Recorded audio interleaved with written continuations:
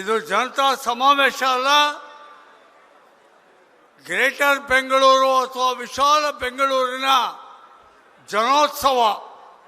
ಈ ಜನೋತ್ಸವದ ದಿವ್ಯ ಸಾನ್ನಿಧ್ಯವನ್ನು ವಹಿಸಿರುವ ನಮ್ಮೆಲ್ಲರಿಗೂ ಪೂಜ್ಯರು, ಪ್ರೇರಕರು, ಕಾರಕರು ಆಗಿರುವ ಶ್ರೀ ದೇವೇಗೌಡ ಅವರ ಪಾದಾರವಿಂದಗಳಿಗೆ ಭಕ್ತಿಪೂರ್ವಕವಾಗಿ ನಮಸ್ಕಾರಗಳನ್ನು ಮಾಡ್ತಾ, ನಿಮ್ಮೆಲ್ಲರ ಕ್ರಿಯಾಶೀಲ ನೇತೃತ್ವ, ಸಂಘಟನೆ, ಬುದ್ಧಿಚಾತುರ್ಯದಿಂದ ಈ ಪ್ರಾದೇಶಿಕ ಪಕ್ಷವನ್ನು 25 ವರ್ಷಗಳ ನಂತರವೂ ಕೂಡ ಸಕಾರಾತ್ಮಕವಾಗಿ, ಧನಾತ್ಮಕವಾಗಿ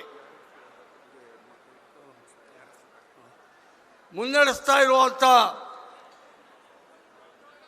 ಕುಮಾರಣ್ಣನವರಿಗೆ ಗೌರವಪೂರ್ವಕ ನಮಸ್ಕಾರಗಳನ್ನು ಅರ್ಪಿಸ್ತಾ, ಇಂದಿನ ಈ ಸಮಾವೇಶದ ತೆರೆಮರೆಯ ಹಿಂದಿನ ನೇಪಥ್ಯದ ದಿಟ್ಟ ಶಕ್ತಿ ರಾಜ್ಯ ಯುವಜನತಾ ದಳದ ಅಧ್ಯಕ್ಷರು, ಮುಂದಿನ ಭವಿಷ್ಯದ ಪಕ್ಷದ ರೂವಾರಿಗಳು ಆಗಿರುವಂಥ ನಿಖಿಲ್ ಕುಮಾರಸ್ವಾಮಿಗೆ ಆಶೀರ್ವಾದ ಪೂರ್ವಕವಾದ ಅಭಿನಂದನೆಗಳನ್ನು ಸಲ್ಲಿಸ್ತಾ, ವೇದಿಕೆ ಮೇಲಿರುವ ಎಲ್ಲ ಗಣ್ಯರೇ, ಕಾರ್ಯಕರ್ತ ಬಂಧುಗಳೇ, ಕಟ್ಟಾಳುಗಳೇ, 5 ನಿಮಿಷದಲ್ಲಿ ನಾನು ಮಾತು ಮುಗಿಸ್ತೀನಿ. ನಾವು ನೀವೆಲ್ಲ ಕೇಳಬೇಕಾಗಿರೋ ಸಂದೇಶ ಪೂಜ್ಯರ ದೇವೇಗೌಡರ ಸಂದೇಶ, ಕುಮಾರಣ್ಣನವರ ಆವೇಶಪೂರ್ವಕವಾಗಿರುವಂಥ ನಮ್ಮೆಲ್ಲರಿಗೂ ಕೂಡ ಕೊಡಬೇಕಾಗಿರುವ ಉಪದೇಶ, ನಿಖಿಲ್ ಕುಮಾರಸ್ವಾಮಿ ಯುವಜನತೆಗೆ ನೀಡಬೇಕಾಗಿರೋ ಸಂದೇಶ, ಅದು ಮುಖ್ಯ. ಆದರೆ ಇವತ್ತು ನಾವು ಬೆಂಗಳೂರು ಸಮಾವೇಶ ಮಾಡ್ತಾ ಇದ್ದೀವಿ. ಬೆಂಗಳೂರು ಸಮಾವೇಶಕ್ಕೆ ಸಂಬಂಧಪಟ್ಟಂಗೆ 3 ಅಂಶಗಳನ್ನು ನಾನು ನೀವು ಜ್ಞಾಪಿಸೋಕ್ಕೆ ಇಷ್ಟಪಡ್ತೀನಿ. ಜ್ಞಾಪಿಸಲೇಬೇಕು. ಯಾಕಾಗಿದೆ ಅಂದರೆ, ಈಗ 95ರ ನಂತರ ದೇವೇಗೌಡರು ಮುಖ್ಯಮಂತ್ರಿ ಆಗಿದ್ದು 95ರಲ್ಲಿ, ಪ್ರಧಾನಮಂತ್ರಿ ಆಗಿದ್ದು 96ರಲ್ಲಿ. ಈಗಿನ ಎಷ್ಟೋ ಜನ ಯುವ ಮತದಾರರುಗಳು ಹುಟ್ಟೇ ಇತ್ತಿಲ್ಲ ಅವಾಗ. ಈಗ 2000 ಇಸ್ವಿ ಮೇಲೆ ಹುಟ್ಟಿರೋ ಮತದಾರಗಳಿಗೆ ನಾವು ಕುಡಿತಿರೋ ನೀರು ಕೊಟ್ಟವ್ರು ಯಾರು? ಈ ಐಟಿ ಬಿಟಿ ತಂದು ಪುಣ್ಯಾತ್ಮರು ಯಾರು? ನಮ್ಮಪ್ಪ ಕಟ್ಕೊಟ್ಟಿರೋ ಈ ಮನೆಗೆ ನಮಗೆ ಹಕ್ಕುಪತ್ರ ಕೊಟ್ಟು ಪುಣ್ಯಾತ್ಮ ಯಾರು ಅಂತಲೇ ಗೊತ್ತೇ ಇಲ್ಲ. ಅವರೆಲ್ಲ ಯಾರೋ ಈ ಕಾಲದವ್ರು ಮಾಡಿರಬೇಕು ಅಂದ್ಕೊಂಡಿದ್ದಾರೆ. ಹಾಗಾಗಿ ನೀವು, ನಿಮ್ಮ ಅಜ್ಜ, ನಿಮ್ಮ ತಂದೆ, ನೀವೆಲ್ಲ ಕುಡಿತಿರೋ ನೀರು ಕೊಟ್ಟವರು ದೇವೇಗೌಡರು. ನಿಮ್ಮೆಲ್ಲರಿಗೂ ಕೂಡ ಇವತ್ತು ಹಕ್ಕುಪತ್ರ ಕೊಟ್ಟು ತಾರಸಿ ಮನೆ ಕಟ್ಕೊಂಡು ಲಗ್ಗೆರಲ್ಲೋ, ಪಾಪರೆಡ್ಡಿ ಪಾಳ್ಯದಲ್ಲೋ, ನಾಗಶೆಟ್ಟಿ ಹಳ್ಳಿಲೋ ನೀವೆಲ್ಲ ಈಗ ತಾರಸಿ ಬಂಗ್ಲೆಗಳಲ್ಲಿ ವಾಸ ಮಾಡ್ತಿದ್ದೀರಲ್ಲ ಹುಡುಗರ, ನಿಮ್ಮ ಅಪ್ಪನಿಗೆ ಈ ಖಾತೆ ಮನೆ ಸಿಗುವ ಹಾಗೆ ಮಾಡಿಕೊಟ್ಟ ಪುಣ್ಯಾತ್ಮ ದೇವೇಗೌಡರು ಅನ್ನೋದನ್ನು ನಾವೀಗ ಹೇಳ್ಕೊಳ್ಬೇಕಾಗಿದೆ.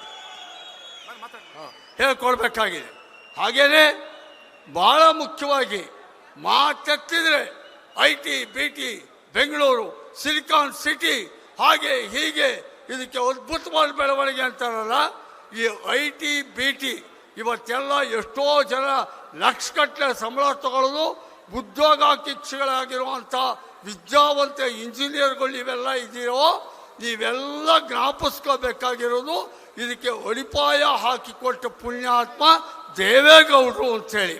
ಹಾಗಾಗಿ 3 ಅಂಶದ ಮಾತ್ರ ಹೇಳ್ತೀನಿ, ನಾನಿಲ್ಲಿ ಏನು ಹೆಚ್ಚಿಗೆ ಹೇಳಬೇಕಾದಿಲ್ಲ.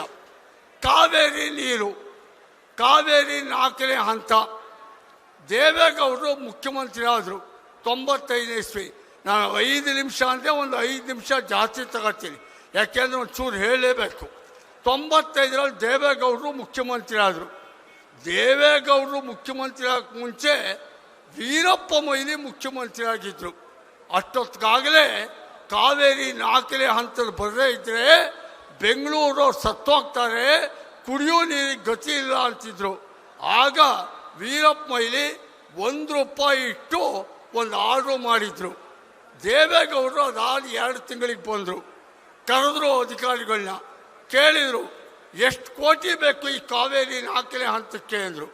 ಅಧಿಕಾರಿಗಳು ಹೇಳಿದರು, ಸಾರ್ ಹೋದ ಸಲ ಮುಖ್ಯಮಂತ್ರಿ ₹1 ಇಟ್ಟಿದ್ದಾರೆ ಸರ್, ಟೋಕನ್ ಆಗಿ ಇಟ್ಟಿದ್ದಾರೆ. ಆದರೆ 1300 ಕೋಟಿ ಬೇಕು ಅಂದರು. 1300 ಕೋಟಿ. ಮುಖ್ಯಮಂತ್ರಿಯಾಗಿ ಇನ್ನೂ 3 ತಿಂಗಳಾಗಿತ್ತು ದೇವೇಗೌಡರು. 1300 ಕೋಟಿ ಬಕ್ಸ ಬರೆದು ಮಾಡಿ ಹೋಗಿದ್ರು ಕಾಂಗ್ರೆಸ್ನವರು. ಆಗ ಏನು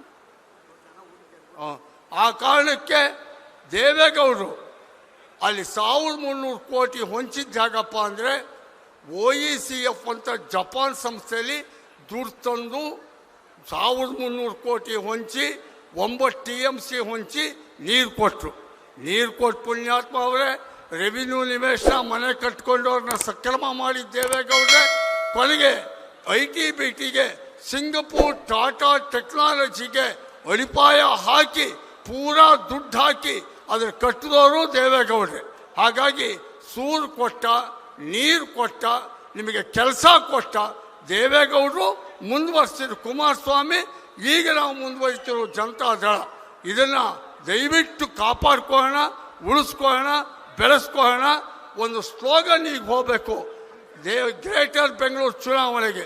ಒಂದು ಕೆಂಪೇಗೌಡ ಇಂದು ದೇವೇಗೌಡ, ಒಂದು ಕೆಂಪೇಗೌಡ ಇಂದು ದೇವೇಗೌಡ ಅನ್ನೋ ಸ್ಲೋಗನ್ನೊಂದಿಗೆ ನಮ್ಮ ಕಾರ್ಯಕ್ರಮ ಮುನ್ನಡೆಸೋಣ.